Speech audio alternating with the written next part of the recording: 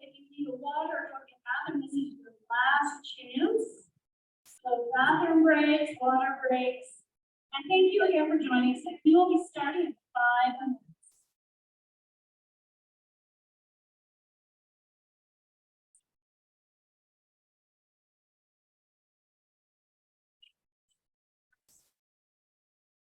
Yes, so we'll.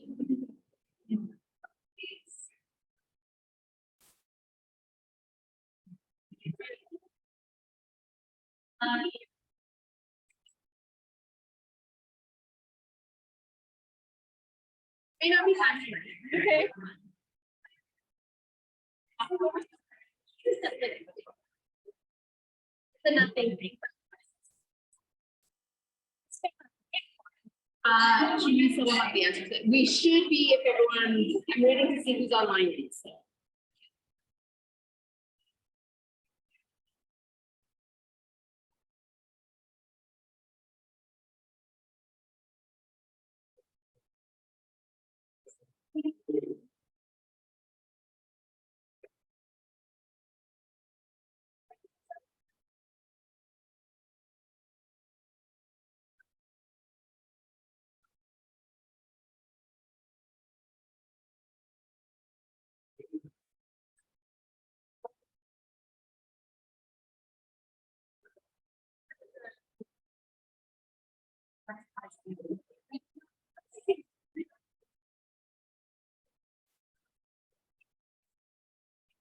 So we're all in.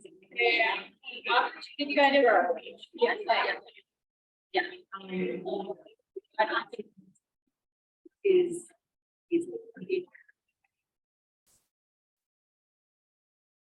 5 years.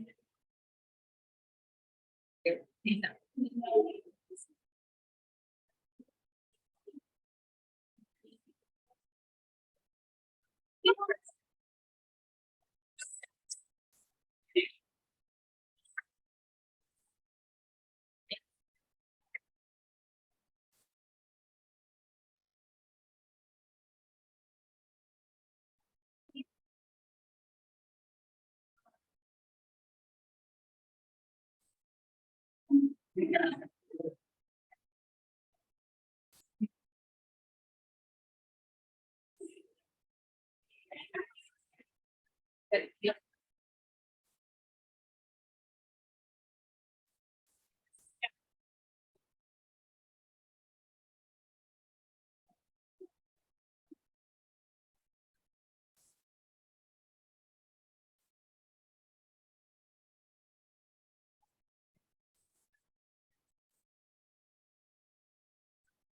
So you know in that I'm not yeah. Yeah, Janet.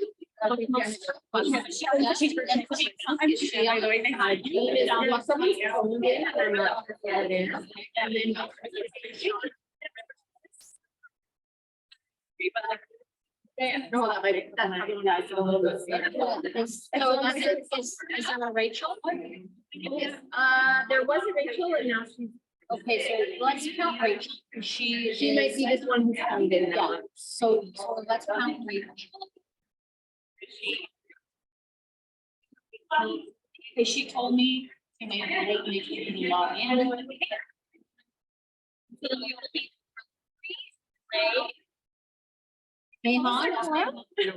Yes, we're getting close. Rachel was on.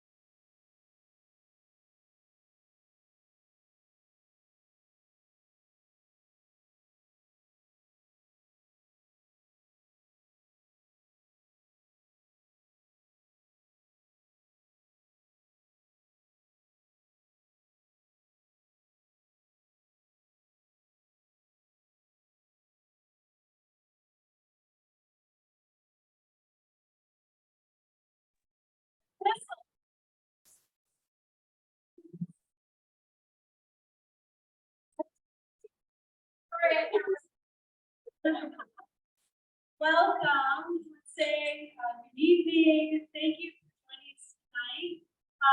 Welcome to everyone to the 160th annual. My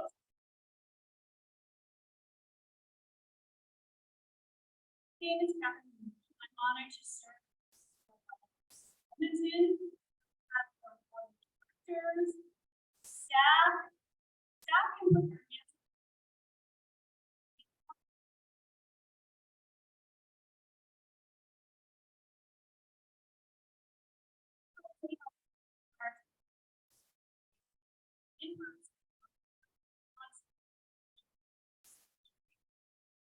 Both of us need very first elements. Look over the children. This is one of our two.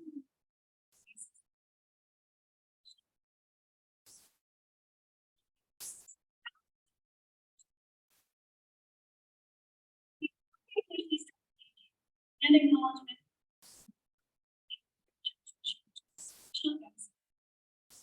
Joining us tonight, either are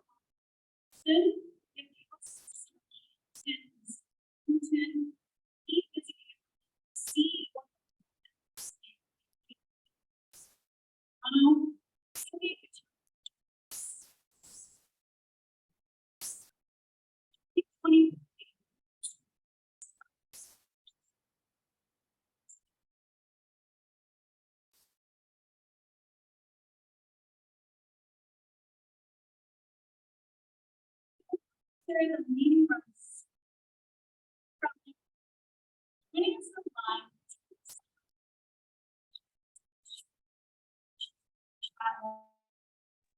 Voting, please just wish to speak. If it's a motion proposed to speak, please. If you have technical issues, send a message to Christine or me in the chat box. She will respond. Christine is up front. See her hand up. Perfect. And please note that only members of good standing in the YWCA need to be eligible to participate during today's meeting. So for members who are here in person, simply raise your hand. And we will record those votes in minutes. Lastly, some housekeeping. Washrooms are located near the front entrance. Please ask one of our volunteers, and our volunteers have a YW pin on. So if you see someone with a pin that's YW, ask them, they'll help guide you to the bathroom or get you water or help you with any other needs you have tonight. And for those online, again, just ask a question in the chat box. Okay, a little bit about it. So with no further ado, I would like to call to the stage the YWCA Edmonton's president and chair of tonight's meeting, Kathleen Hatton Lake, to come forward and convene our 160th AGM.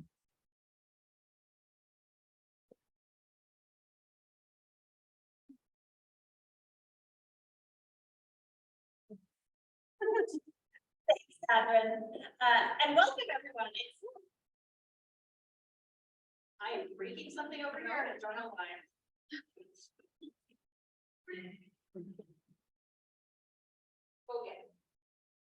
Okay, welcome again, everyone. To begin this meeting, I'm going to call up the YWCA board member and chair of our Truth and Reconciliation Committee, Michelle Fair, to deliver the land acknowledgement. I hope so. I've lost it. Awesome. Well, good evening, everyone, and thank you so much for joining us. For those who don't know, acknowledgement of the land is a traditional custom of Indigenous people when welcoming outsiders onto our land. To build respectful relationships, acknowledging the land is an important part of reconciliation. It honors the authentic history of North America, its original people, and tells the story of the creation of this country that has often been missing. With that in mind, I would like to acknowledge that we're on Indigenous land and Treaty 6 territory. land occupied, traveled, and cared for by Indigenous peoples since time immemorial. This place is the traditional meeting ground, gathering place, and traditional traveling route of the Cree, the Saulteaux, the Blackfoot, the Métis, the Dene, and the Dakota Sioux peoples. Prior to European contact, Indigenous communities lived from and with the land in relational ways that value reciprocity, longevity, and sustainability. Within these collective societies, prosperity and communal strength were of utmost importance to a nation's survival. It is believed that because of the interconnected nature of the universe, what befalls one member of a community inherently affects all. Overcoming challenges as a community was valued as a way of preserving cultural knowledge for subsequent generations. In this way, developing mechanisms for including all members in most aspects of community life was a welcome way to foster a stronger nation. This is exactly what the YWCA Edmonton does in our community through the various programs and services, including disability services, counseling services, Camp YWCA, Lakeside Haven, and youth retreats. I look forward to hearing more on the topic of inclusion this evening from our keynote speaker, Gill, and I hope that we can learn both from her experiences and apply those lessons of Indigenous teachings so that we can work to create a more inclusive society for all. Thank you.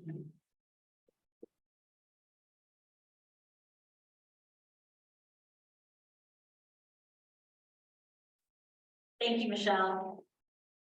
Now, we're going to call this meeting to order. Our bylaw states that quorum for the annual general meeting is 20 members, and I have confirmation we have quorum today. You didn't see me running around a little frantic earlier. So I'm going to call the 116th annual general meeting to order. Our first order of business is approval of the agenda.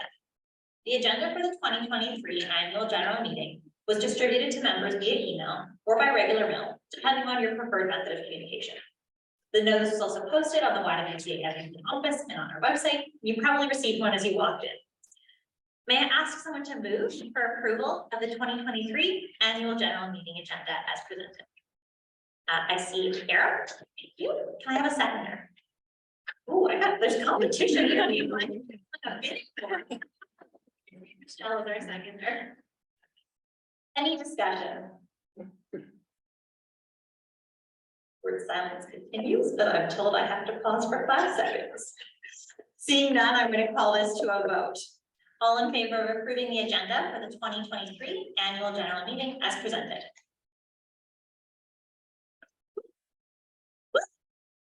First item checked off. Our next item on the agenda is approval of the minutes of the 115th annual general meeting that was held on April 27th, 2022. These meetings minutes were included in the meeting packet that was distributed to members. And can I ask someone to move approval of the minutes of the 115th annual general meeting? Got Kelsey? Thank you. And I'm going to ask for a seconder. I've got Sierra, thank you. Any discussion? Count to 5 in my head. So you can tell I don't do well with awkward silences. But seeing no discussion, we're going to call this one to a vote. All in favor of approving the 115th annual general meeting minutes as presented. Any opposed? Seeing none, the motion is carried. Thank you. We're going to turn to item number 6 on our agenda, reports. And the first one is me. It's been a big year. It certainly was a much bigger year than I anticipated when I got to become president. But it's been the end of 115 years of history in our community. 115 years of serving our community. Always looking to change our programming to meet the needs of the community as they change. When I first joined the board, and now when I talk to people about what the YWCA does, and the common thread throughout the wide variety of programming we provide, I always talk about intersectional health, which 6 years ago, I'd like to say was not as popular as it was now. I like to shout out the legendary Kimberly Crenshaw here, that the YWCA of Edmonton recognizes the experiences of women can vary wildly, and that the experiences of discrimination and oppression can be compounded and experienced in different ways based on huge number of factors from race, class, economic status, class, religion, ability. All of these are elements that are included. And I think it's important to talk about when we talk about things like disability services, camp, all of these have a common thread of intersectional feminism. Now, that doesn't mean we've always been perfect in what we do. With 115 years of history, we haven't solved anything yet. But we've done a lot, and we've learned a lot. I've had the privilege of learning so much from so many different women who served on the board of the YWCA. I'm eternally grateful for the experience I've been given. And in the short time I have for remarks, I can't possibly list all the people who've touched this organization and myself. But I hope you know that each of you in the room have made an impact on this organization. An impact that probably adds up to more than you can ever imagine. I'm proud that the women and men who are involved in the YWCA are always willing to learn, willing to try, and achieve opportunity, equity, and choice. In 115 years, we've done a lot, but there's still so much left to do. Affordable housing was the first issue, why the YWCA was formed in 1907. And today, it is still one of the most pressing issues in our community. The intersection of equity and justice means that all of the programs that we provide, the people we work with for, advance that goal. Our goals of equity, opportunity, and choice for all. And we're not doing it alone.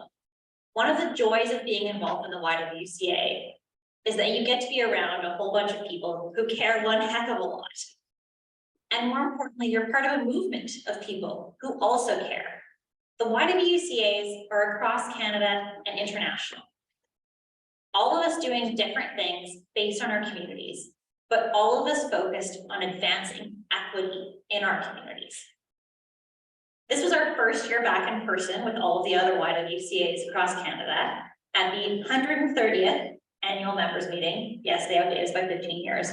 No, I'm not slightly jealous at all. And we were honored there with Lisa Holmes, one of our former board members, was honored with the Agnes Amelia Blizzard for her work on the Searching for Islamia project that followed the history of women leaders in municipal politics throughout Edmonton. But much like many things, Lisa didn't do this alone. She devoted hundreds of hours towards this project, but so did so many other people. From so many people in this room who were involved in research, directing, all of the various things that go into producing an award-winning podcast that made a huge impact on our community. From Catherine, who's done so much work, to Sandra, who interviewed her own mom on the podcast. I have a little bit of a crush on Sandra's mom. She's really cool.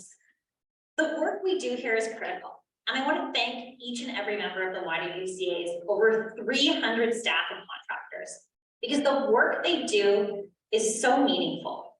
It is the day-to-day work that advances equity, opportunity, and choice in our communities. I'm constantly in awe of what this organization manages to achieve. With the staff it has and the resources it has, we punch above our weight class.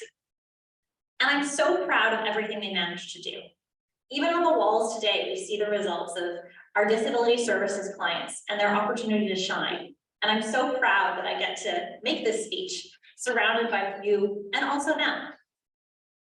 The YWCA of Edmonton is proof that when you get a lot of people together who care a lot, from staff to volunteers to board members, that incredible things can happen.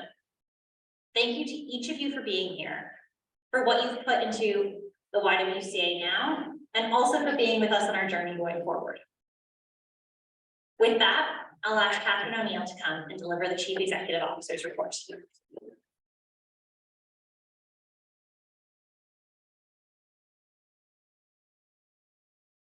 Before I start, I want to thank Kathleen for all of your wisdom this year. Kathleen went above the call of duty this year. There was a lot of meetings, a lot of weekends at times. So thank you for everything, Kathleen, and your service over the last 6 years.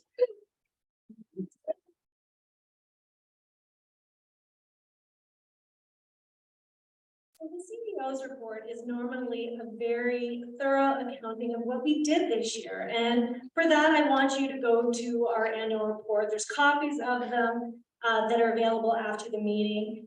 because I want to do something a little different with my time that I have allotted to myself. Part of what happened with this new space this year is that we were able to open up this space to so many groups, more than 20 groups, equity-seeking groups in our community that did everything from education to play rehearsals to meetings, AGMs, et cetera, et cetera. And one of those groups was Skirts of Fire. And I see Treva here. She is the chair of Skirts of Fire. It is a festival run by women to empower and amplify the voices of women and gender diverse folks in our community. And one of the marquee parts of this year's festival was something called the SHPE Project. And it is one of the most powerful things I have ever seen. Rachel, I'm looking at you. 10 women came together and told the story of their journey to Canada through the story of the shoes they were wearing when they made that journey. And there are women from Afghanistan, China, the Ivory Coast, like Rachel. And so I'd like, with your indulgence, to turn my time over to the formidable Rachel Amani to come and do her performance that she delivered at the SHPE Project this year. It is so special. She has brought her shoes with her. Welcome to the stage and welcome to the YW, Rachel.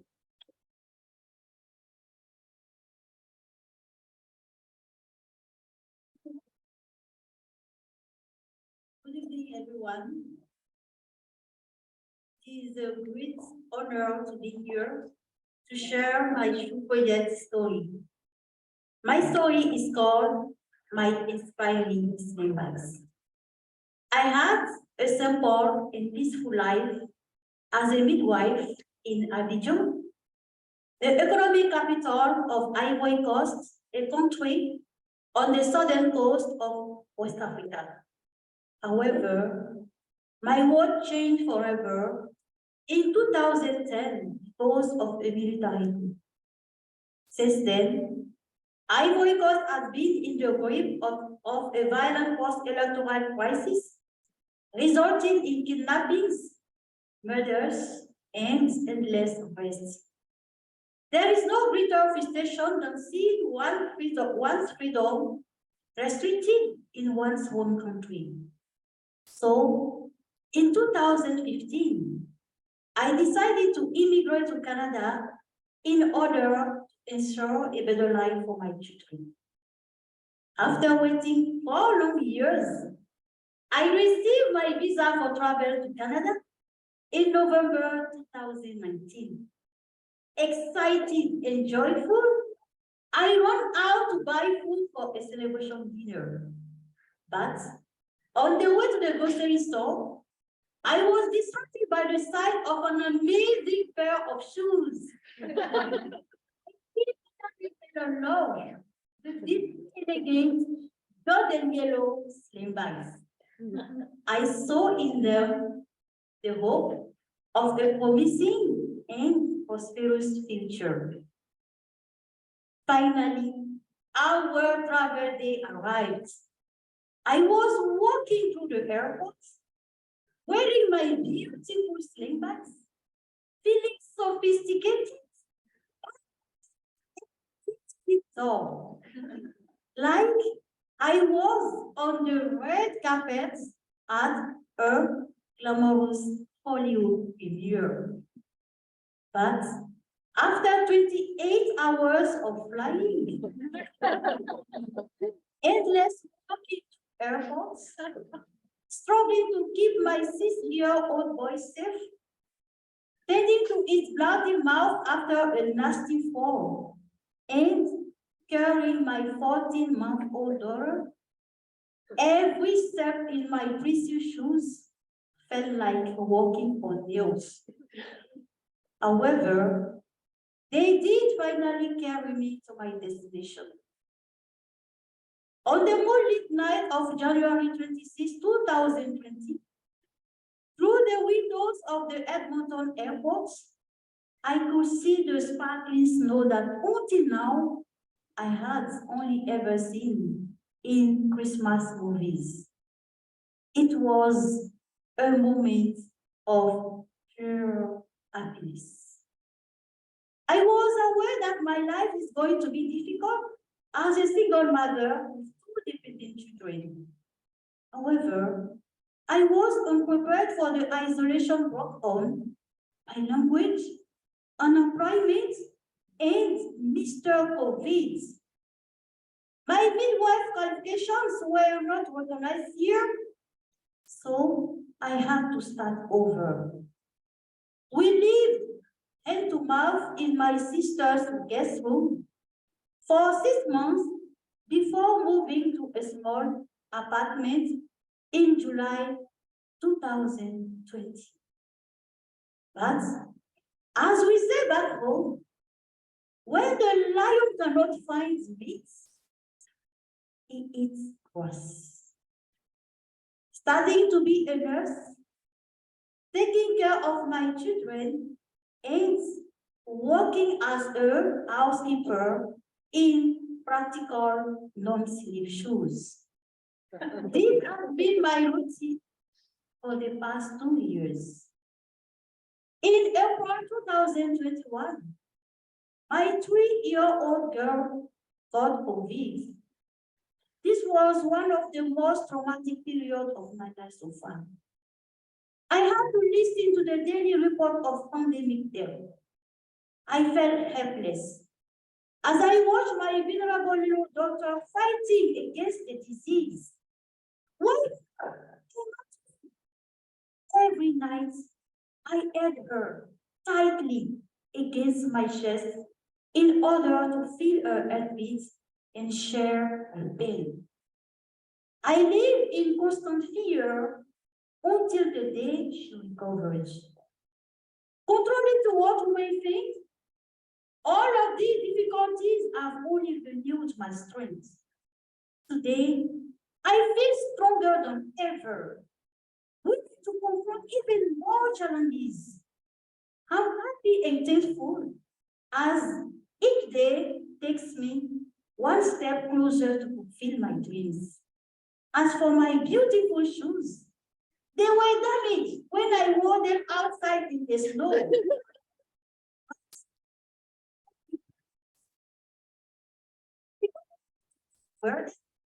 Because my days are filled with school, public transportation, and children. But they still inspire and motivate me because they represent my joie de vivre. This alliance between my sling bags and me will never be broken. Thank you.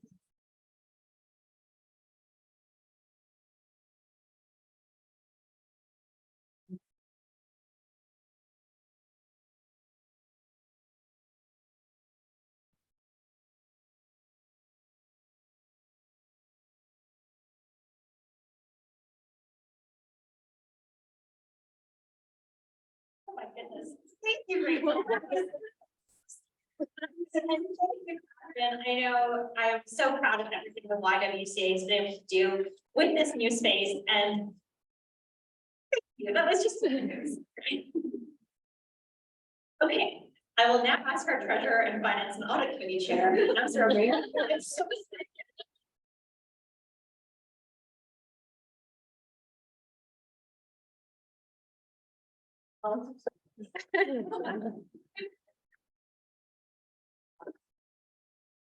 What timing?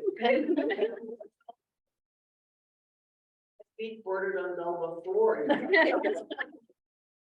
Anyways, thank you, Kathleen, and good evening, everyone. Copies of the entire audited financial statements are available in this very colorful and beautiful book. So anybody that wants to take a deep dive, please grab one of these books on your way out. I am happy to report that our auditors, M&P, have issued an unqualified opinion on the financial statements. What that means is that an independent auditor took a look at our financial records and our statements and have said that they are fairly and appropriately presented in accordance with all the accounting rules that exist for non-auditors. A big thank you to Catherine, our CEO, and Jamie, our Director of Finance and Operations, for all the hard work that they did this year and making sure that we still achieved excellence in the calendar year The YWCA Edmonton had a busy year in 2022. We've made significant strides to fulfilling our mission and improving our internal processes despite having to navigate the lingering impacts of the pandemic. Moving into our built for purpose office space was made possible through the support of landlords' generous tenant improvement allowance.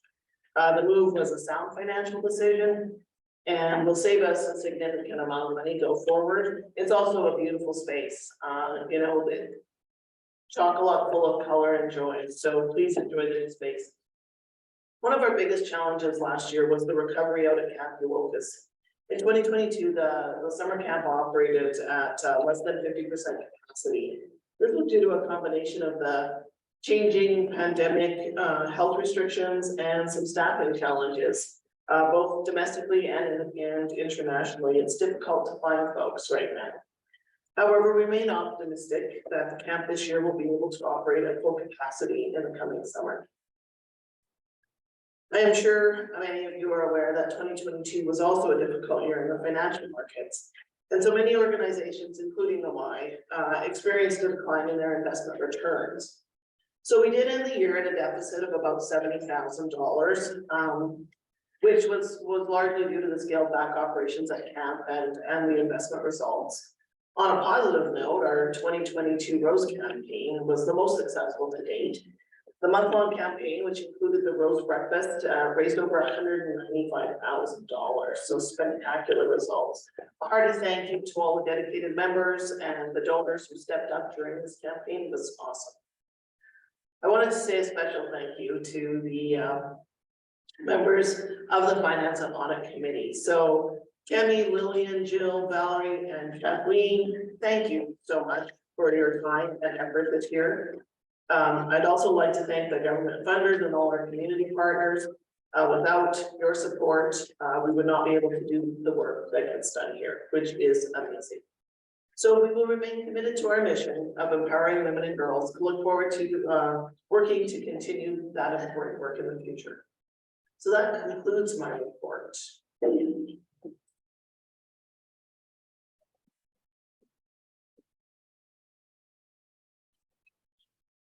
Thank you, Pam. The audited financial statements must be approved by members at our annual general meeting.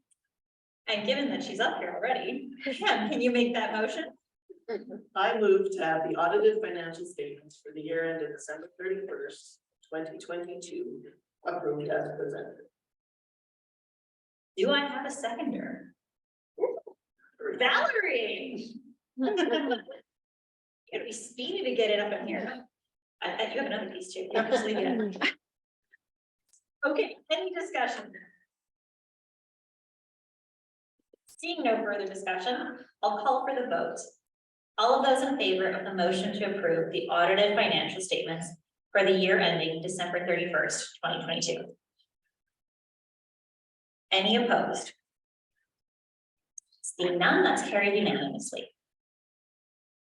I'll now ask our treasurer to address the appointment of the auditor. Auditors are here, but. Yes, we have the minutes, right? Glad to see you. At every AGM, the members that are present appoint the auditor for the upcoming year. So M&P has been our auditor, was our auditor in 2022 under the direction of Patrick Moore, the partner. So thanks to Patrick, who was able to be here, but also Amanda Whipple for the outstanding service that you provide to this organization. And the Finance and Audit Committee recommends that M&P be appointed auditor for the upcoming year. And so I move that M&P be appointed the official auditors for the YWCA Edmonton for the year ended December 31st, 2023. Is there a seconder? Oh, Michelle, she's very quick with her card today. If you're in the back, I'm sorry, it's very hard for me to see if you're trying to second. Any further discussion?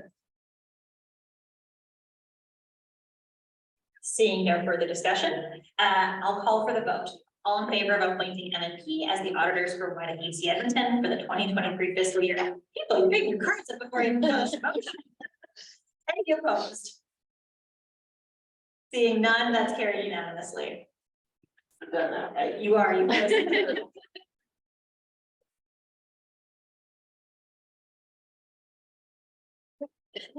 brings us to our next item on our agenda, the HR and nominating committee report.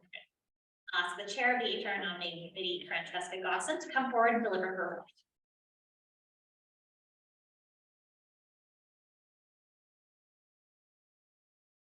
Thank you, Kathleen. It was my pleasure to chair the HR Nom Committee for a second year in a row. I was very fortunate to work with an amazing team. And we were very fortunate to meet the amazing women that you'll get to meet later on today, the new board members, but also the folks who we got to interview. So I wish to acknowledge the contributions of my fellow committee members, Kathleen, Kim, Kelsey, Sandra, and May. I also want to thank our CEO, Catherine, for all of your work and dedication and time that you've put into the interviews and everything, and Teresa for everything and keeping us on track, always. The HR Nom Committee's mandate to recruit qualified board members. This year we began soliciting for candidates in December 2022.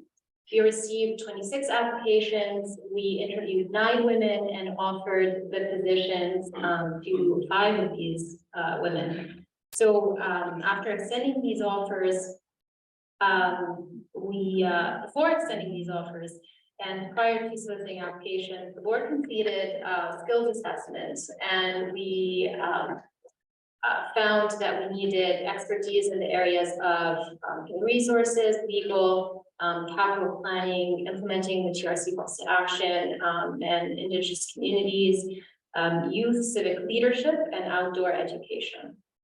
The HR Nom Committee is confident that we're presenting a strong slate of candidates for election. And before we move to vote, I'd like to remark that it was a difficult selection process this year with many incredible applicants. Those candidates that were not selected for recommendation to join the board this year have been directed to our various committees and working groups for considerations. And many organizations would be very envious of the position that we were in. So we're very grateful for that. So this much talent wanting to contribute to the YWCA is a great honor and a testament to the good work of the organization. The bios for the candidates that we're putting forward were included in the AGM announcement. And the HR nominating committee strongly endorses these women. I think I have a motion to approve. Would you like to make a motion? Sure. Okay. Let's get the wording right. You want the women to stand? Okay. I move that the following slate of candidates be appointed as directors of the YWCA Edmonton Board of Directors for 3-year terms to end in April 2026. So I'll say the names and we do away. So Amy Verhoek, Lori Wang, Lee Mulholland, Rachel Foley, and Samira Dugel. Okay, so may I have a seconder? Am I doing this? Yep, Okay. Don't worry, we'll do it next year. So, seconder. Oh, yeah, okay, great. Any further discussion? I feel like there should be some like music or something, so I don't feel super awkward during these 5-minute public second pauses. Okay, having no discussion, I'll call that to a vote. All in favor? Any opposed? Also, I see some abstentions, but I'm going to assume that we are carrying that unanimously. People, I assume you're voting for yourself. Great job, people.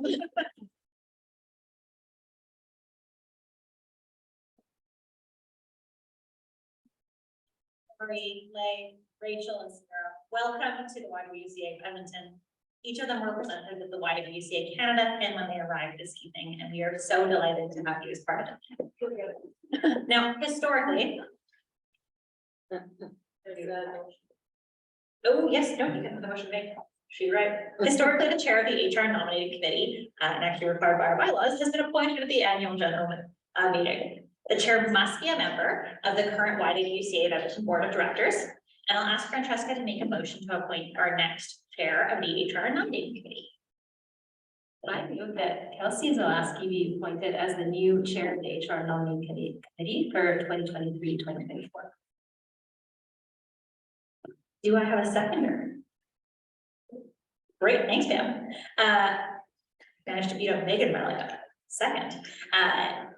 Any discussion? This is not because we don't have nice things to say about you, Kelsey. Hearing none, I'll call for the vote. All in favor? Any opposed? And that is carried unanimously. Congratulations.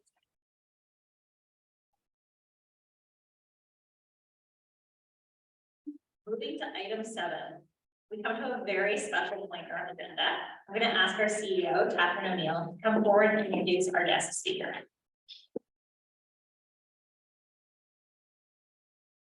Thank you so much. So this is the keynote address. We always invite a speaker, someone in our community who inspires us, who gives a call to action to make us not only better people, but to build a better community. So tonight it is my great honor to introduce our keynote speaker, the formidable, inspiring, kick butt, then beat Bean Gill, a self-described inclusion warrior.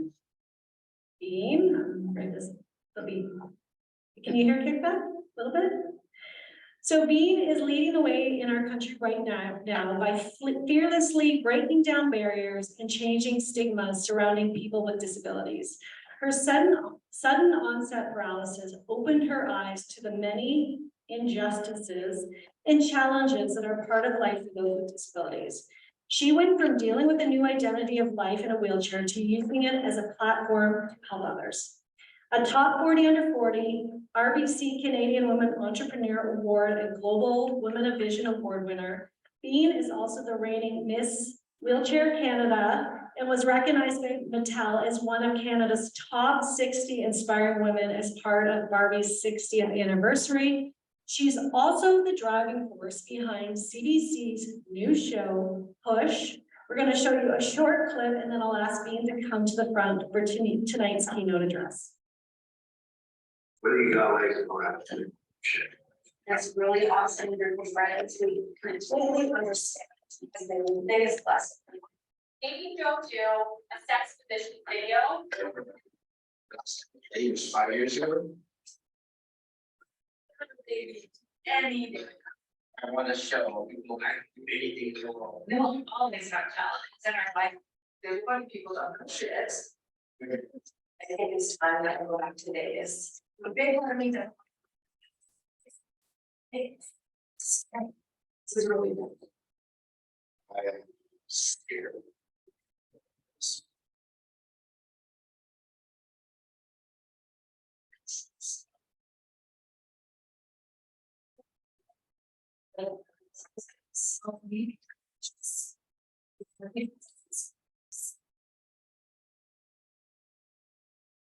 Please welcome Bean Gill. Thank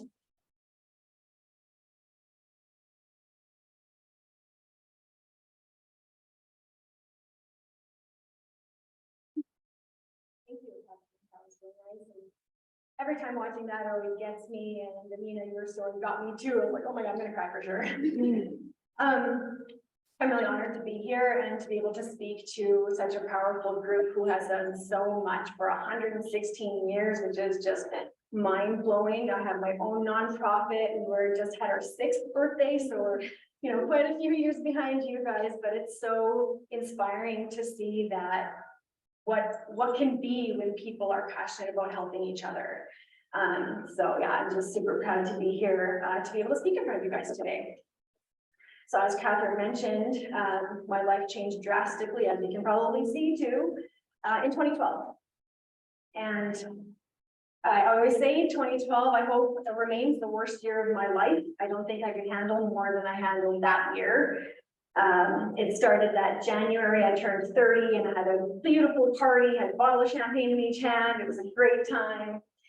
Then April of 2012, I left my ex-husband after he beat me up for the first and last time.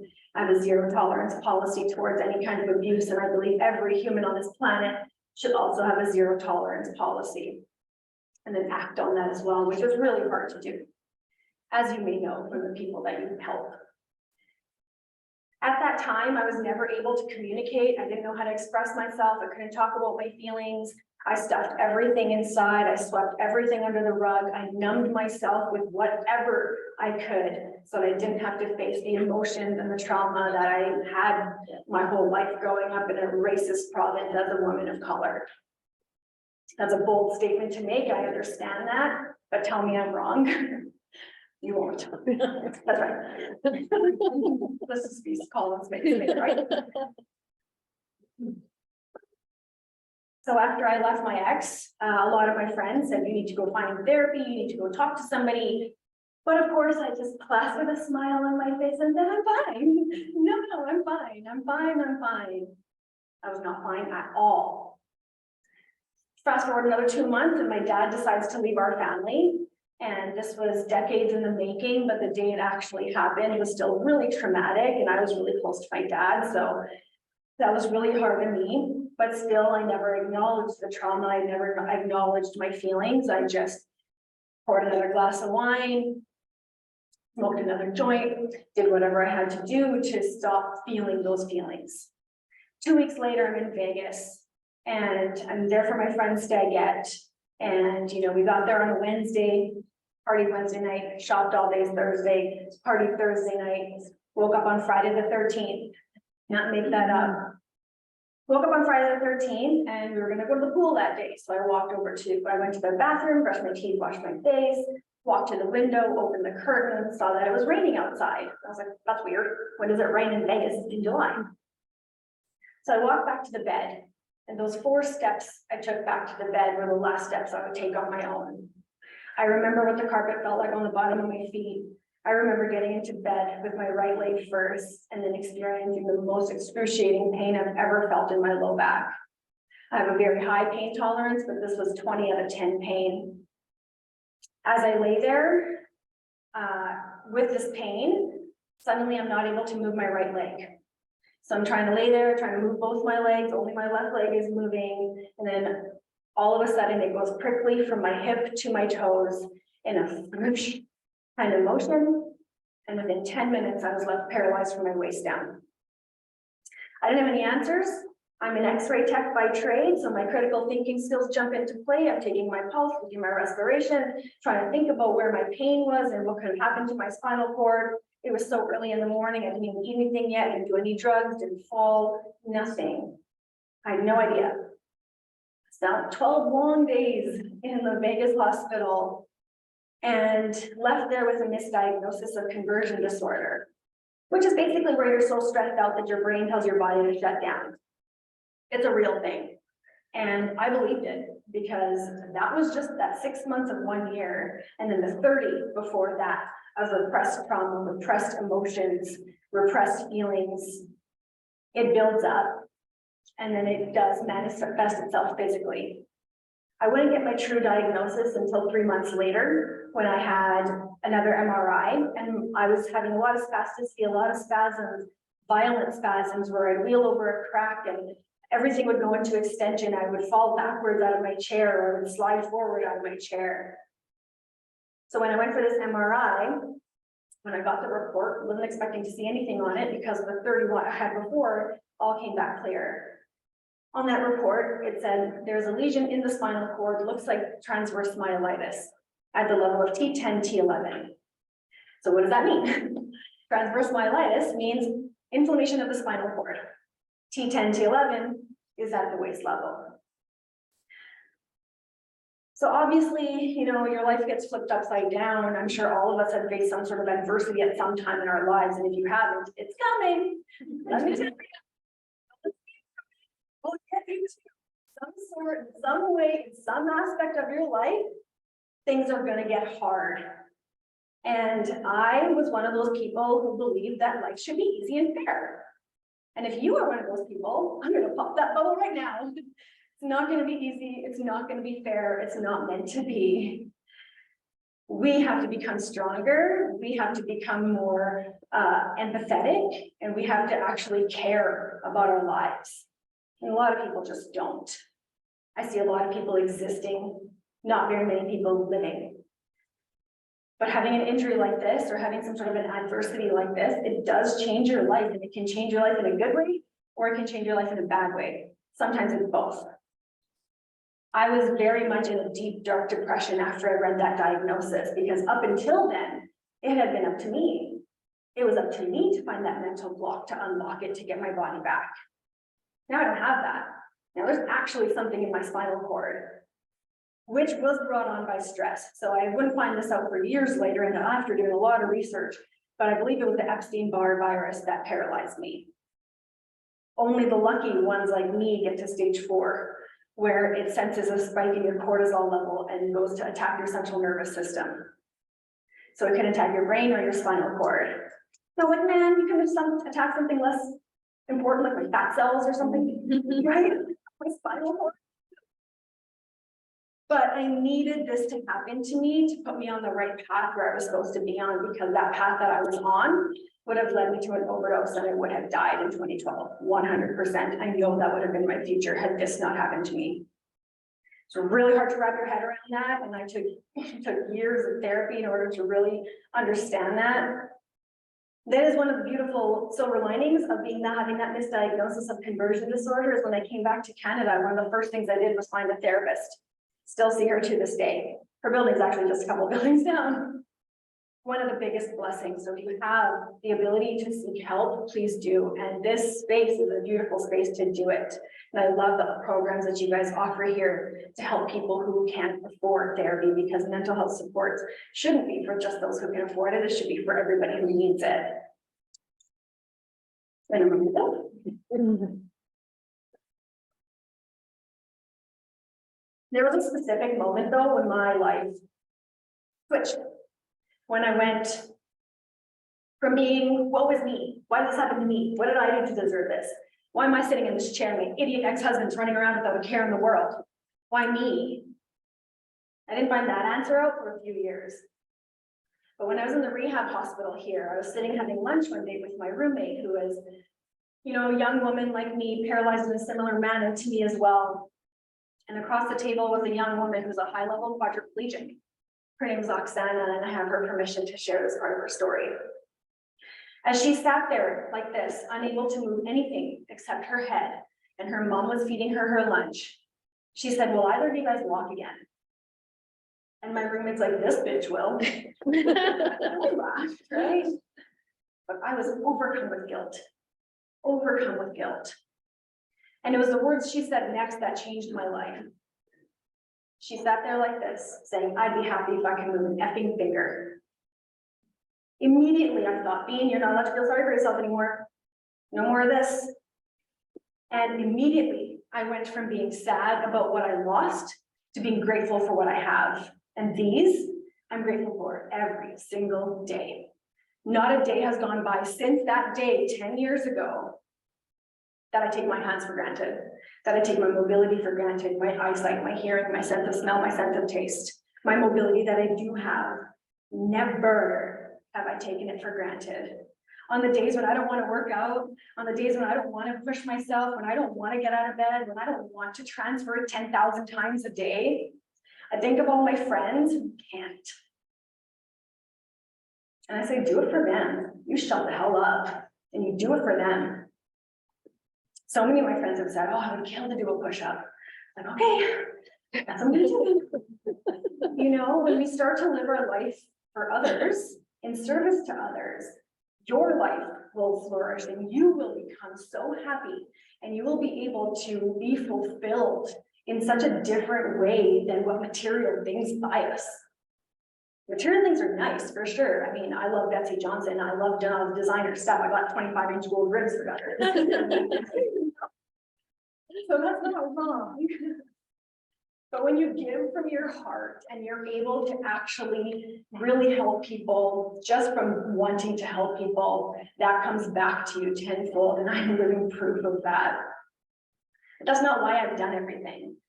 I just have done everything because I was like, isn't this what everybody would do?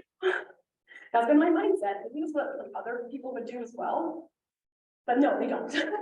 Not a lot of people do these things, right? So when I talked about why did this happen to me? My answer came in 2016 when Nancy, who was my trainer, she actually got a full-time job, 2 full-time job offers, one in Texas and one in Florida. And I was like, no, no. You can't leave. I need you more. You can't leave. So she said, okay, well, if I'm gonna stay, then we gotta do something worthwhile. Okay, cool. And then that's when the universe was like, ladies, I've been waiting for you to say this. That's when all the right doors opened. We met all the right people. And the concept of Reuse Paralysis Recovery Center, a nonprofit organization here in Edmonton, who uses activity-based therapies to reconnect the brain to the body, retrain the nervous system, and redefine what's possible for people with disabilities, opened on April 3rd, 2017. Nancy and I put $0 into it. This grew from the ground up, out of necessity. Now we're in a 5,000 square foot space on the west end. We're in our 6th year. We have over 350 clients. It's absolutely insane how fast we have grown, but it goes to show the need for something like that here. And the biggest comment I get from our clients, thank you for treating me like a human. Think about that for a second. So how do you think they're being treated outside of Reuse? Not like a human. And I can vouch for that too. Maybe Jen can too. When you have a visible disability, people treat you differently. I'm East Indian. In my culture, people treat me differently. As soon as I became paralyzed, I became a burden to my family. I became shameful. People would ask, why are you out in public? Why are you out here? And I would just, in the beginning, I would just break down and cry. Because like, yeah, what am I doing out here? Clearly I'm not welcome. Clearly I'm not wanted. We live in a very inaccessible world that we still feel we're not wanted. It's 2023 and we're still going retrofitting. We're retrofitting things. Why? Because we have ableist mindsets. Because we have stigmas and biases and stereotypes towards people who are different from us that we don't understand. So hopefully today I get to break some of those down. And then the ripple effect of that is you guys talk about that to your families. You talk about it in your friends groups. You talk about it in your church groups. You talk about it in your PTAs and all these other groups that you guys are a part of. And that's how we're going to change the world on a grand scale. I've been asked so many times, how do I talk to people with disabilities? How do I talk to people with disabilities? So I'm going to give you some really easy tools to use so that you guys can be allies to people with disabilities as well. So the first thing I usually say when somebody says to me, how do I talk to somebody with a disability? My question is, how do you talk to somebody without a disability? Because it's the exact same. Where did you go to school? Where did you come from? How many kids do you have? What sports do you play? What sports teams do you like? Do you like crafts? I don't know, like what are the questions you would ask in your typical able-bodied people? You can also ask people with disabilities. And to me, it just seems like common sense, but again, we're in a world where common sense is not that common anymore. So I'm happy to be able to share this, and I share this a lot with a lot of different groups and a lot of different people. And honestly, a lot of the feedback I get is really awesome. So first things first is when you see somebody with a disability, look at them, make eye contact, crack a smile, maybe a little wave. That's all. Most people want to be seen, they want to be heard, and they want to be loved. Those are the 3 basic needs as humans. But people with disabilities, we get ignored a lot. The response I get is, I can see you there, but I'm gonna pretend like you're not there. And I'm like, hey, my legs don't work, but my eyes do. I can see you, you look like a fool. And I will call people out on it now because I have 0 vision. But that's what gets me fired up, and I think that's what gets a good response too. So just look at them. That's all you have to do. You don't have to talk to them. You don't have to go help them. You don't have to do anything. And one time I said this in a speech as well, and a guy came up to me afterwards. He said, you know, that really opened my eyes. But I was always told not to gawk at people with disabilities. I said, yeah, when did I say gawk? Tell me. When did I say gawk? I didn't. I said, look, see them for the person that they are. They're a human being. They deserve respect and dignity, just like you do, just like we all do. I'm a big believer in sorry, what was I saying? Oh my gosh, I just lost my train of thought. Leading by example, that's the word. Lead by example. If you were a parent or a teacher, if you have little ones looking up to you, lead by example. Right? Be the person you want them to be because they are watching, they are emulating you, and they are listening and they are absorbing that. Hate isn't innate. People are not born to hate people. Hate is taught. Right? I've had this conversation a lot, especially since 2020. Respect people for who they are, right? That's all we want, respect and dignity. And I think if you start treating people like that, it's going to come back to you as well. So first things first, look at people, right? If you wanted to go up to them and talk to them, totally do it. Most people with disabilities are super open about their stories and sharing their stories. Some people are not, so you might run into one of those people too, but that's fine. People are people, and disabilities don't discriminate. Disabilities can affect anybody from any class, any color, any size, any ability, anywhere you can end up with a disability. And in fact, in this room here, I see many people, I see many people with a visible disability, aside from Jen and I. Can anybody guess as to what I'm talking about? Glasses. Yes, exactly. If you wear glasses, you have a disability, right? So that brings that gap down between able-bodied and disabled. It brings it back to even here, hey?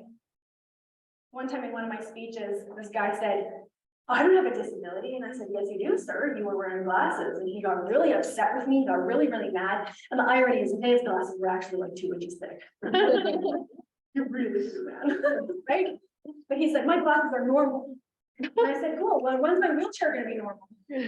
Today it becomes normal. That's the attitude we need to have. When these people come up to us and fight us, we need to say, "No, they're wrong. I'm gonna tell you that you're wrong." Anyways, if you want to talk to people with disabilities, there's ways to do it, right? So if you want to see somebody with a disability, you want to know their story, you can go up to them and say, "Hey, like I see that you're using a mobility device. Would you mind sharing your story with me?" Or if you see a parent of a child with a disability, "Hey, I see your child has a mobility device. Would you mind sharing their story with me? I would love to get to know our community better." When it comes from that genuine place of curiosity, people are going to probably tell you too much, I'll be honest, right? But if you ask in a way of like, "Hey, what happened to you? What's wrong with you?" What kind of answer you get, right?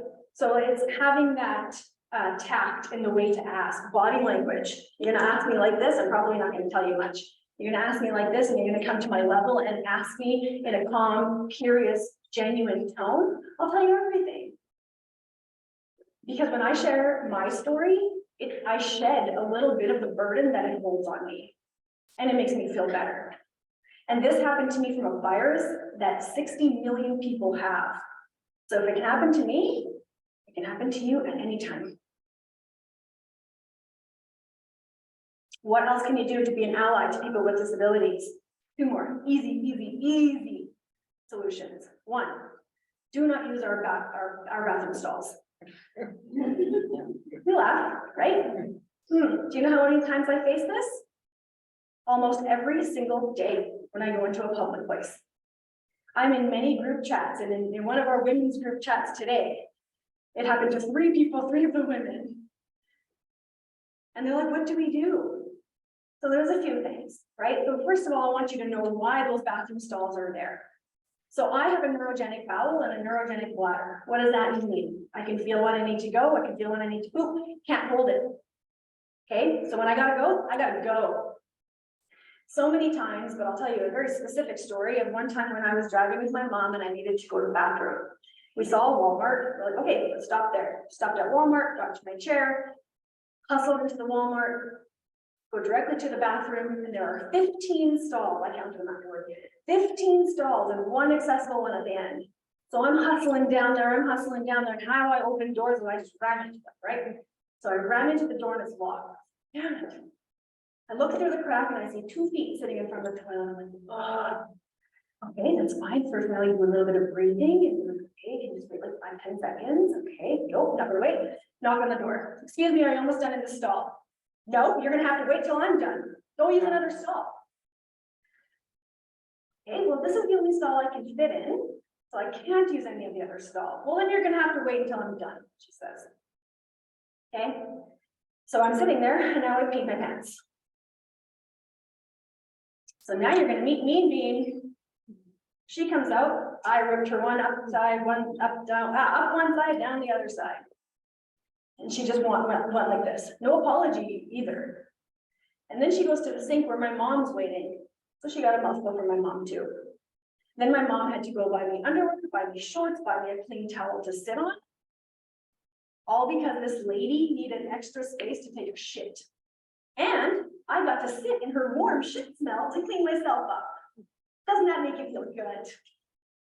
Don't you feel dignified?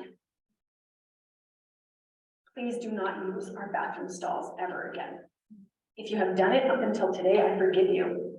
If you do it after today, don't tell me. Because Mean Bean will come out again. Can anybody guess what the third way is to be an ally with people with disabilities? Don't park in our stalls. Keep your cars out of our stalls, okay?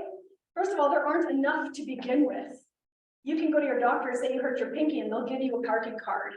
They give them out like candies. So please don't. The reason we need them are for the space. I don't mind parking at the end of a parking lot. I really don't. I'm an athletic person. I love moving. I don't mind parking at the end and having to wheel all the way down, but I need the space. And in a winter city where people don't know how to shovel, you know, all of the snow gets piled into the curb cut. Does anybody know what a curb cut is? It's where the curb gets cut right down to the road so we can exit and enter parking lots and sidewalks and businesses. But a lot of time people shovel the snow right into that and right into the accessible stall. So what I would like to advocate for is either heated concrete, right? Or making the accessible stalls like sidewalks. If you have to clear the sidewalk, you have to clear the accessible stalls. So this has been a really big issue for decades of people parking in our stalls. I'm just being a minute, I'm just picking somebody up, I'm just dropping somebody off, I'm only gonna be here for 30 seconds. Honestly, my friends and I were done with it. So what we're gonna do is we're gonna park directly behind you and then leave. Okay, you're gonna be here for 2 minutes? Cool, I'm here for a few hours. Bye. You can go ahead and call the police, they will not tow my car. You will get a $500 ticket and you will have to wait until I come back. This is the lengths we have had to resort to in order to get our point across. It's a little ridiculous. And this summer I'm going to be planning a protest, and I'm not telling anybody what it is because it's going to be hilarious and awesome, and it's really going to punch a gut to able-bodied people about parking. Because literally every day we face this scenario. So if you're one of those people who wants to park in those stalls and use our bathroom stalls, then advocate with us and advocate for us to make every single bathroom stall accessible and every single parking stall accessible. That's how you can be an ally to us. It's simple. It's really easy. See us, talk to us, respect us. Don't park in our spots, don't pee in our spots. Simple things that you guys can carry on, and you can tell your kids and you can tell your families, because these are not only simple, but super effective. And you'll see maybe, response I get is, well, there's nobody here with a disability. Like, hello, you're talking to me. And it doesn't matter. There's people with invisible disabilities that you might not know, they may also need that stall. We don't know, right? So don't judge. And don't assume. There's always somebody around who has a mobility issue or has something that they're fighting or that they're trying to get over. We need more empathy in this world. We need to think of ourselves as a society in this world instead of me first, you last. I hear a lot about let's fix each other's crowns. Well, meanwhile, I'm just gonna knock that crown off your head. So let's be the people that we want the world to be, right? Be the change you want to see. That's a great quote that we've heard many, many times, but it's really hard to put that into action. But by doing simple little things every day, you're putting that into action. You are being inclusive. When you go to a store, or you go somewhere now and you see they don't have a button on their door, bring it up to them. Say, hey, I noticed you don't have a button on your door. Is somebody working on that? Can you leave a message for your manager that this should be done?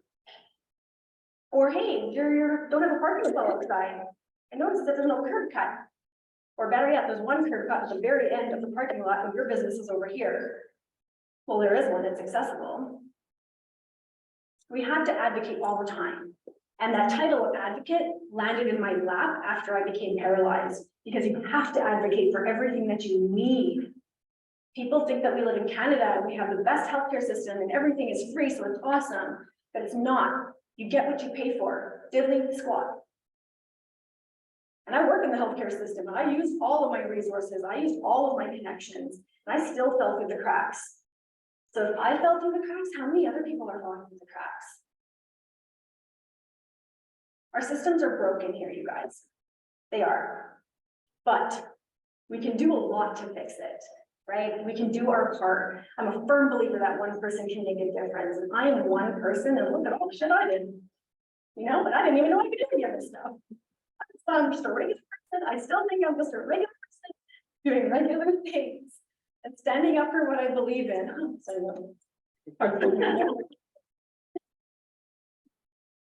and that's another thing you guys can joke because you're allowed to. It's okay. It's not offensive at all.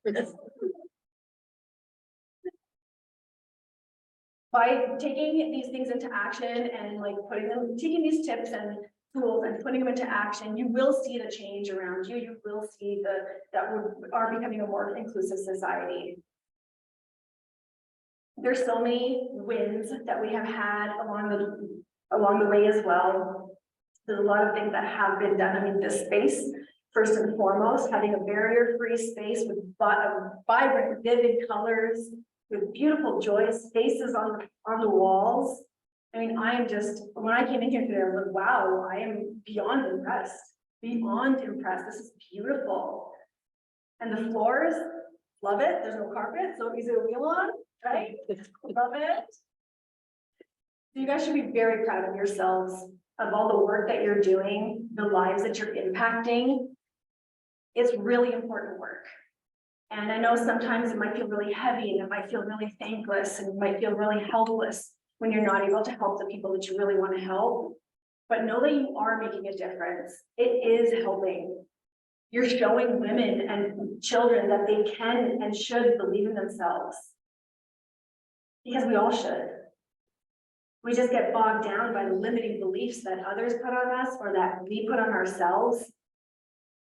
So by releasing those limiting beliefs and taking those insecurities, and I love this. So Gabby Bernstein said this. She's like, when you want to give up, when you're at that point where you're wanting to give up. But not give up in the way of I'm giving up my life. Take whatever it is, take it's your insecurities, it's your negativity, it's limiting beliefs, it's thoughts, it's these beliefs that we have about ourselves, our insecurities, everything. Put it in a bowl right in front of you, put it in your hands. And I want you to give it up. Take it out of you, take it out of your body, out of your soul, out of your spirit, and give it up. Give it up to ether, give it up to God, give it up to universe, whatever you call it. Because it's not serving you. It's holding you back from being the amazing, beautiful, successful, creative, ambitious, empathetic person that you are. All of us have these qualities, but we hide them sometimes. We don't feel courageous enough to show them. We don't feel courageous enough to speak up for others or speak out for ourselves.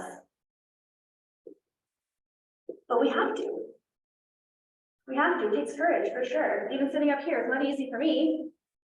This takes a lot of bravery. It takes a lot of courage to tell people I pissed my pants. Right? But to me, it's worth it. Because look how many people are here right now. I believe we change the world one mind at a time. How many minds do I have here today that I'm going to change? Hopefully more than one. Right? So know that you have purpose. What you're doing here is important. Why you're on this planet is important. If you haven't found that purpose as to why you have been chosen to be born onto this earth at this time, I invite you to reflect. I invite you to meditate, put on some solfeggio tones, and listen to yourself. Listen to your thoughts. You'll find your purpose. We all do eventually sometime in our life, but it takes effort and intention. You have to look for it. You have to ask yourself, what am I here for? Why am I here? What's my purpose? What am I supposed to be doing? It'll come to you. My purpose was to show people that neuro recovery is real. My purpose was to bring Canada into the forefront of neuro recovery because we were in the dark ages. Is to show people with spinal cord injuries, hey man, you want to walk? You can walk, dude. You want to do, you want to recover function, mobility, sensation, strength, confidence. You can. You can. So many times I've heard that word can't. And that's not allowed at RU. That's a word, is a big no-no. You don't say that at RU. When somebody says I can't, our trainers will immediately say, yes, you can. You need to try harder. We'll find a different way. We can change it. We can do this things this way. We can try this. We can adapt it. But you can do it. I'm just so proud of the work that we have done, proud of the work that you guys have done. And just know that you, as an individual human being in this room today, are going to leave an elevated person. I really want you to take the inspiration that I'm giving you. As many people tell me, you're so inspirational, you really inspired me. But I want you to ask yourself, well, I'm going to ask you right now, what are you going to do with this inspiration? Are you going to leave it as soon as you walk out that door? Are you going to go back to your regular life? I hope not. I want you to take action. Make our world a little bit more accessible. Make our world a little bit more inclusive.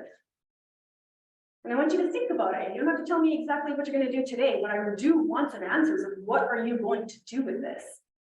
Because there's so much that needs to be done, so many people that need to be helped. And each and every one of you has that power to do so. You really do. Thank you so much for allowing me to speak to you. Thank you so much for listening. Thank you so much for your attention and your energy. I feel it, I absorb it, I love it, and I give it right back to all of you. Thank you so much.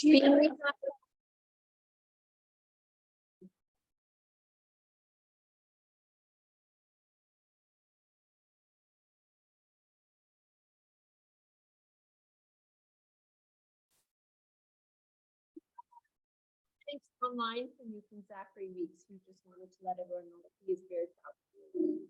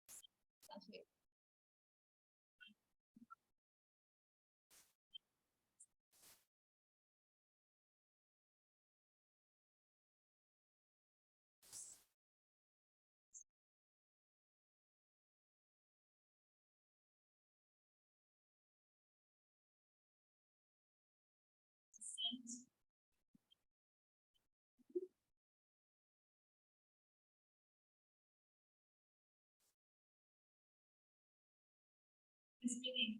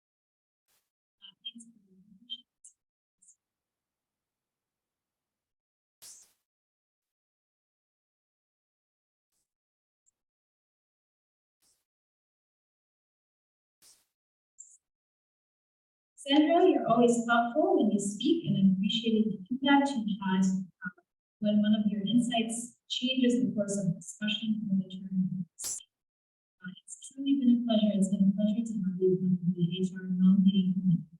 Thanks so much for dedicating all that time for February, for your intentions and standing applications. The committee will be missing. Sasha. We're pretty happy to receive. But.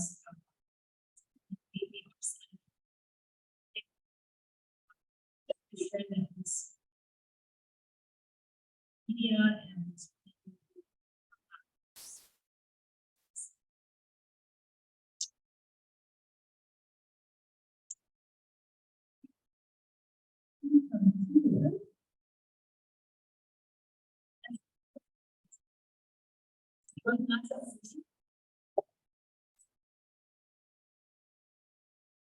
We have one last week.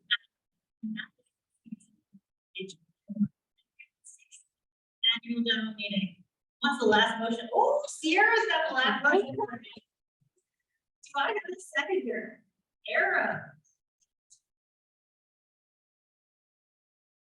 Any discussion?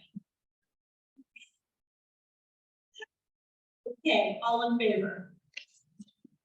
Any opposed? That motion is unanimous. So we're going to be a brief meeting of the new board members to the executive committee in small orders. Everyone else, enjoy the refreshments. Thank you to everyone who joined us on today.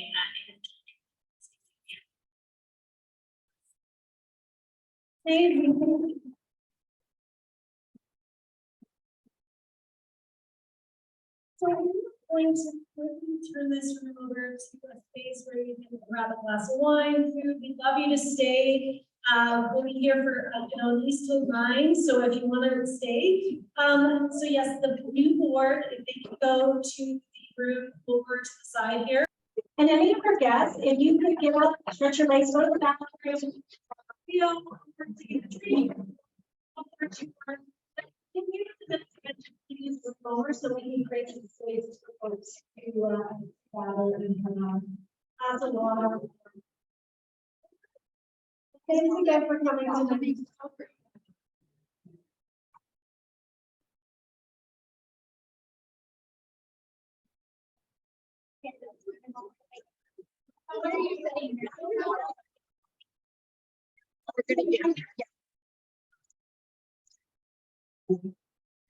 Yeah, we're gonna get one with everyone, and then we're gonna get one that's just in the boards.